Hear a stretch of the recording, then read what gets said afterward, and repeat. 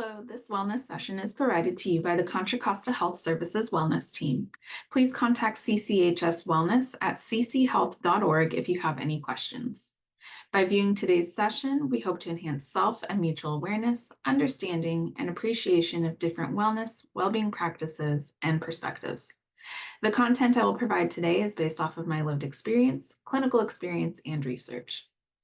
In today's session, we'll be discussing generational trauma, breaking the cycle, building resilience, and self-directed management tools. Michexis Kaningayasat Skye Innerarity. My name is Skye Innerarity. I am Northern Sierra Miwok and a citizen of the Ion Band of Miwok Indians.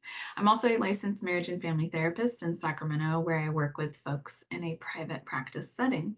So for today's learning objectives, we're going to do three things.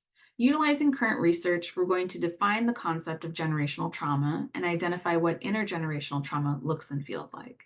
Then we're going to explore answers to the following question: how do I break the cycle of intergenerational trauma?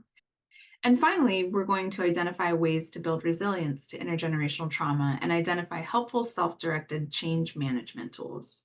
On the simplest level, the concept of intergenerational trauma acknowledges that exposure to extremely adverse events impacts individuals to such a great extent that their offspring find themselves grappling with their parents' post-traumatic state.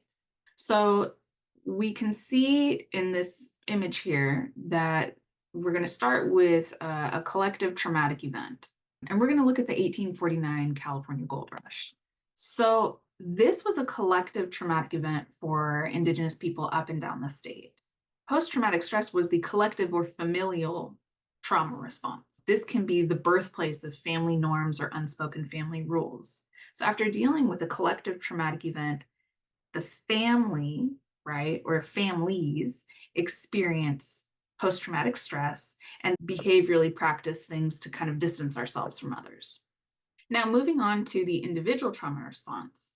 So this can look like, I gave some examples of drinking, isolation behaviors, abusive behaviors. This can also look like increased spirituality or religious practices.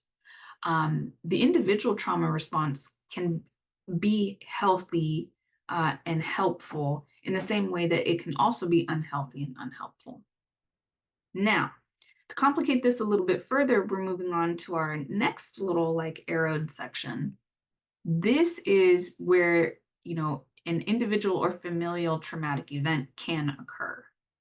What I'm highlighting in this particular part of the trauma cycle is that there is the potential for complex post-traumatic stress.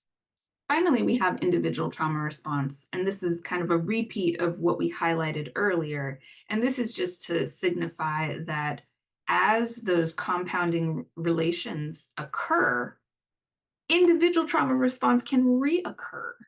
So here's the big question: how do I break the cycle of intergenerational trauma? First and foremost, we have to be gentle with ourselves. This is work that is similar to decolonial practices, which they're long haul, right? We're not going to ever see the full effects of the things that we practice in terms of decoloniality. So my biggest encouragement is to approach this work as a daily practice, incorporate small ways of becoming aware of and engaging differently with a cycle of intergenerational trauma. Here are 4 ways to build resilience to intergenerational trauma. 1, understand what trauma is present and legible.